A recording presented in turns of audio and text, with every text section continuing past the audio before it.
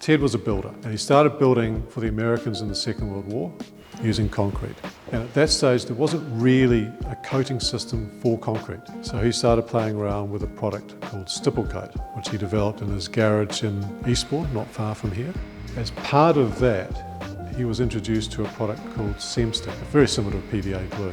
People were starting to play around with it as a medium for making a water-based paint. He duly did and created a paint called PVA semi-gloss, and he called that Resene.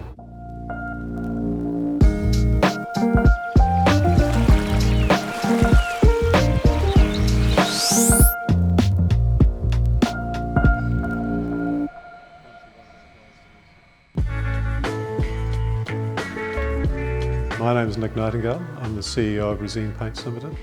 Ted's son, Tony, who's my father, joined the business in the early 60s. Ted effectively retired in the early 70s, with Tony taking over. I joined the business after returning from overseas in 1987, but to be fair, I have worked here since I was 6, making boxes.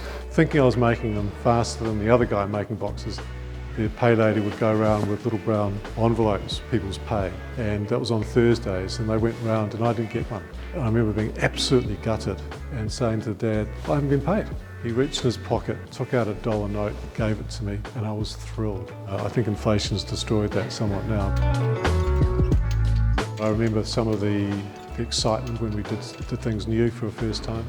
Ted was quite inventive. Tony was more of an entrepreneur. What Tony did was started using in-store tinting. He produced the entire colour chart. At the time, that was the largest colour chart in the world. He came up with the idea for test pots. People told me it was a foolish idea. It certainly go through several $100,000 a year. So this is where we make them. We used to do this all by hand. Working with colour has become quite important to us, but you can't have great colour without great paint.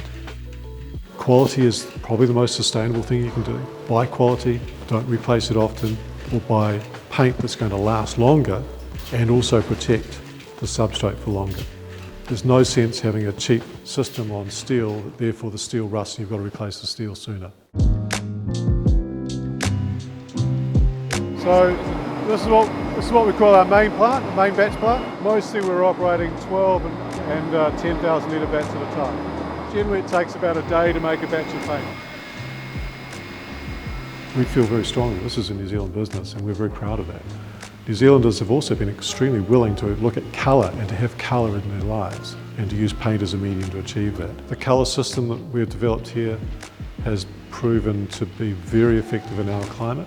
And I should point out the New Zealand climate is extremely aggressive, more aggressive than the Australian climate in terms of how long paint lasts outside. You only need to walk outside in the middle of summer without sunblock on, your nose is burnt. Paint in New Zealand, if it was placed in continental Europe with the high levels of particulate in the atmosphere from the pollution, it would last twice as long as it would on the same structure in New Zealand. Conversely, something in Europe, if it was transplanted here, would last half as long. So we see our work we've done in developing colour systems and colour in paint as something quite special. It's not replicated in other parts of the world. We see that as an opportunity for us. We can export colour technology and the tinters that we manufacture here. We can export that technology far more easily than we could export a couple of pails of paint to western seaboard of the US or the UK, for example. The other area we're looking to expand in and do better in is Australia. We do see a niche for us there, a very strong niche, and we're looking to develop that. I think the last 18 or so months have demonstrated that if you want to sell in New Zealand, you are best off having a manufacturing site here. This is a New Zealand business. As long as I'm around, it will stay that way. And the reason we spell colour shop the way we do, without a U in the word colour, it just looks better.